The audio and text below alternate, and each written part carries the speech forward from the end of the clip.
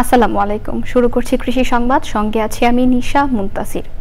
এখনকার এই সংবাদ আয়োজন একই সঙ্গে চ্যানেল আই এর ইউটিউব চ্যানেল এবং চ্যানেল আই এর ওটিটি প্ল্যাটফর্ম আই স্ক্রিনে লাইভ স্ট্রিম হচ্ছে।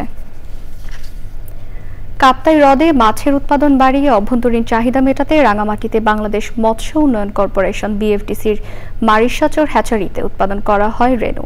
এসব রেনু 21টি নার্সারি পুকুরে বছর জুড়ে প্রতিপালন করা হয়।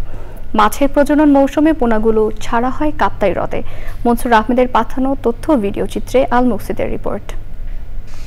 রাঙামাটিতে বিএফডিসির মারিশাচর হ্যাচারিতে 2017 সাল থেকে শুরু করা হয় মাছের রেনু পোনা উৎপাদন।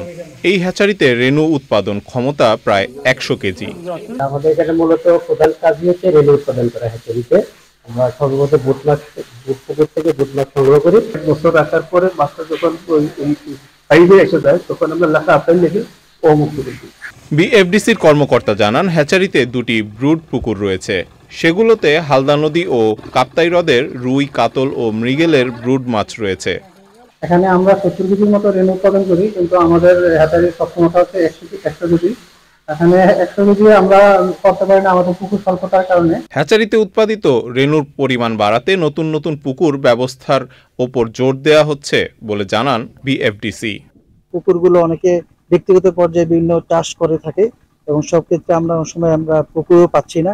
তো আমরা এটা আমাদের চেষ্টা অব্যাহত রয়েছে যাতে করে আমরা পুকুরগুলো আরো বেশি সংখ্যা পুকুর আমরা যাতে করতে পারি এবং আমাদের লক্ষ্যমাত্রায় যাতে আমরা পৌঁছতে পারি।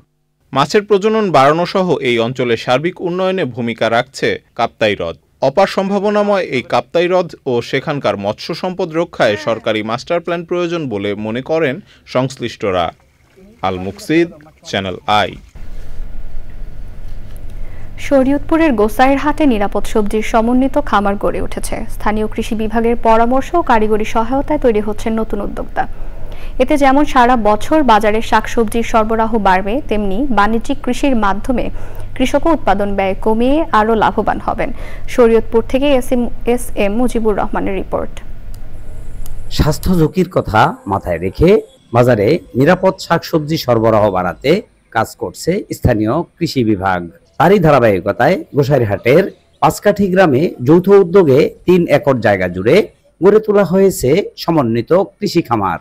মালচিং, বেড পদ্ধতি, নেট হাউস ছাড়াও জৈব বালাইনাশক ব্যবহারের ফলে যেমন কৃষকের উৎপাদন খরচ কমছে, তেমনি খামারে সবজিও থাকছে সারা বছর। সুযোগ সৃষ্টি হচ্ছে কর্মসংস্থানের। এখানে যা আড়তে বিক্রি হয় তার চেয়ে আমরা অনেক রেট বেশি পেতেছি, আর এটার চাহিদা সবসময় অনেক বেশি। প্রতিদিনই দেখতে আসি, দূরের তো নেই, সবজিটা অনেক ভালো। একটা শেষ হইলে আরেকটা শেষ না হইতে আরেকটা হইতেই থাকে সবজি। একদিন কাজ থাকতো, একদিন থাকতো না। আর এই খামার হওয়াতে আমি রেগুলার এখন কাম করতে পারতাছি। নতুন নতুন উদ্যোক্তা তৈরির মাধ্যমে নিরাপদ শাকসবজির ফলন বাড়াতে মাঠ পর্যায়ে কাজ করছে কৃষি বিভাগ। উৎপাদিত পণ্য একদিকে যেমন অধিক মূল্যে তারা বাজারে বিক্রয় করতে পারছে, তেমনি ভোক্তা সাধারণ যারা রয়েছেন তারা এই নিরাপদ সবজি তারা পেয়ে তারা উপকৃত হচ্ছেন। এবং আমাদের গোসাইরহাটে এই কার্যক্রমটি চলমান রাখার জন্য আমাদের কৃষি বিভাগের পক্ষ থেকে সার্বিক নির্দেশনা প্রদান করা হচ্ছে। ইতিমধ্যে ছোট বড় 10টিরও অধিক সমন্বিত কৃষি খামার গড়ে তুলেছেন উদ্যোক্তারা। এতে কেবল কৃষকই লাভবান হচ্ছেন না, সারা বছর বাজারে সবজির সরবরাহও বৃদ্ধি পাচ্ছে। শরীয়তপুর থেকে S M Mujibur Rahman, channel I. Barguna সদর উপজেলার সদর ইউনিয়নের করইতলা গ্রামে জাম বাগান করে ব্যাপক সাড়া ফেলেছেন আহসান কবির নামে একজন উদ্যোক্তা। তার জাম বাগানে প্রতিদিন শত শত মানুষ যাচ্ছেন দল বেঁধে। গাছে উঠে নিজেরা যেমন বাধাহীনভাবে জাম পেরে যাচ্ছেন, তেমনি রসালো জামও কিনে নিচ্ছেন বাগান থেকে।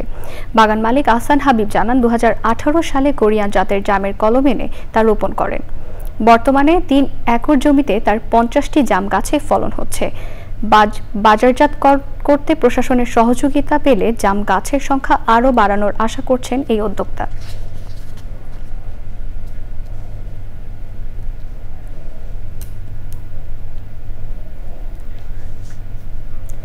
চাঁদপুরের কৃষি উদ্যোক্তা হেলাল উদ্দিনের বাগানে 57 জাতের আম রয়েছে। বিক্রির লক্ষ্যমাত্রা 8 লাখ টাকা। চাঁদপুর সদর উপজেলার শাহতলী গ্রামের ফ্রুটস ভ্যালির স্বত্বাধিকারী হেলাল উদ্দিন। পৈতৃক পরিত্যক্ত ইট ভাটায় গড়েছেন ফলের বাগান। বাগানের বিখ্যাত আমগুলো ইতিমধ্যে বিক্রি শুরু হয়েছে। ফ্রুটস ভ্যালিতে সংবাদ সম্মেলনে তিনি তার বাগানের বিভিন্ন প্রজাতির আম সম্পর্কে বিস্তারিত তুলে ধরেন।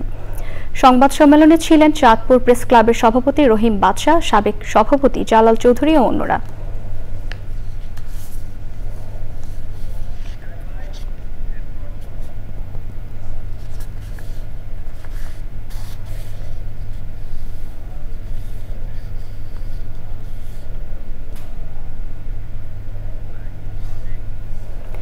দর্শক, এই ছিল এখনকার আয়োজন। এতক্ষণ সাথে থাকার জন্য ধন্যবাদ সবাইকে।